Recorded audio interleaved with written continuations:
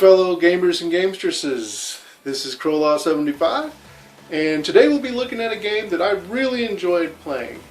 In the continuing saga for the fight for game industry, Hyperdimension Neptunia MK2 expands upon and in nearly all cases exceeds that of the original. Now don't get me wrong, I really enjoyed playing the original. I liked it a lot. There was a couple little flaws with it, but overall it was a good game. But if I was to use a sci-fi analogy, if you will, I would say that Hyperdimension Neptunia is Star Wars A New Hope compared to MK2's Empire Strikes Back. Yeah, I went there. So, why do I feel this way? Let's take a look at the game and find out. Hyperdimension Neptunia MK2 was developed by CompileHeart and Idea Factory and published by NIS in the US in the year 2012. The game starts with Compa and IF, your two constant companions from the first game, traveling to Game Industry Graveyard in order to free the four imprisoned CPUs, as well as Nepgear, Neptune's younger sister, who just happens to be one of four CPU candidates, which in this game stands for a specific portable gaming system. Apparently, 3 years prior, the Five set out to stop ASIC, a criminal organization that propagates piracy, but failed in their attempt to do so. Compa and IF managed to find the CPUs, but when they find themselves grossly overmatched compared to the Graveyard Guardian, the two friends are forced to retreat. They do manage to rescue Nepgear, however, who vows to eventually return and rescue her sister as well as the three other CPUs. Thus begins your quest to acquire help from the various game mascots and other CPU candidates. Copy that. Compa, we're carrying gear out of here. Yes! Now one of the first things you'll notice right off the bat is the graphical overhaul this game received. Gone are the 2D cutscenes, and in their place we get some really excellent CG upgrades. No longer static images, the new cutscenes feature a more robust animated style, and this really adds to the overall presentation of the game. Another big change is the absence of random battles. Now you can see enemies out on the field and engage them or avoid them at your discretion. If you choose to fight, which, why not, you can trigger a symbol attack, or basically a preemptive strike, by pressing the square button and hitting them with your weapon. Be careful though, because if the enemy managed to sneak up on you, then the advantage is theirs. Now once you initiate a battle, characters act out according to their agility stat, with higher levels going first. You'll notice a circle appearing around the active character.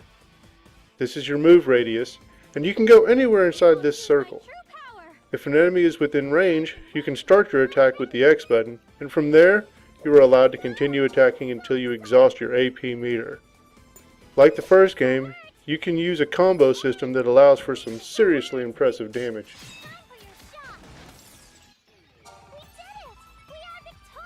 But perhaps the biggest and most welcome change of all is the ability to heal damage taken. That's right guys, no longer do you have to rely on luck to keep your party alive. With two ways to heal, both item and skill based, Hyperdimension Neptunia MK2 has finally evolved into a legitimate RPG. Now there are a few different status effects, both good and bad, but honestly, other than maybe paralyze, they're really not worth worrying about, and since they go away at the end of the battle, your time is better spent pummeling your opposition and moving on. And, speaking of moving on, the world map sees an overhaul as well. Gone are the individual land masses, as well as that annoying dungeon you had to traverse every time you wanted to move to a new location.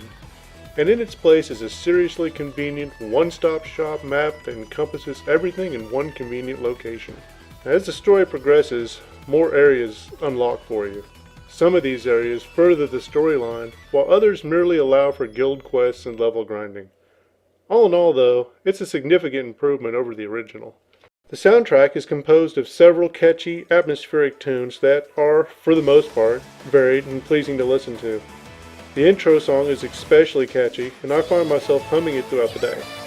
If a song achieves hum status, you know it's gotta be good.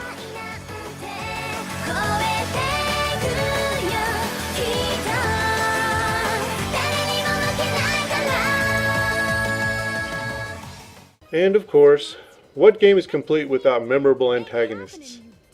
One in particular really stood out for me. That was Linda, the low-level peon who works for ASIC. Or underling, as she is referred to quite extensively.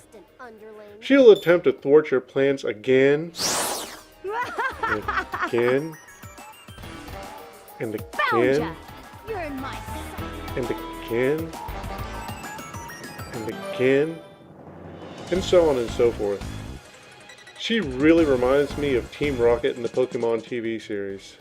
Speaking of Team Rocket, yes, there is an evil Pikachu, or Pirachu in this case. You know, there's so much more I could go on about plot-wise, but I think I'll stop here so as not to ruin the game for you. Besides, that's what Wikipedia is for, right? So there you have it, guys. Hyperdimension Neptunia MK2 is a well-crafted JRPG with memorable characters, improved gameplay and graphics, a more varied soundtrack than the original, and a hummable intro song. Is this game worth your time?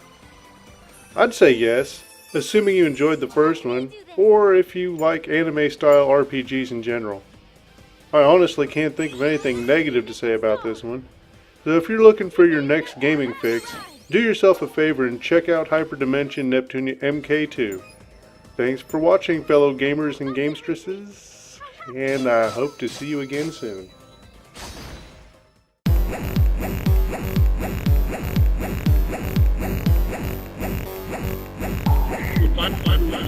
Fun.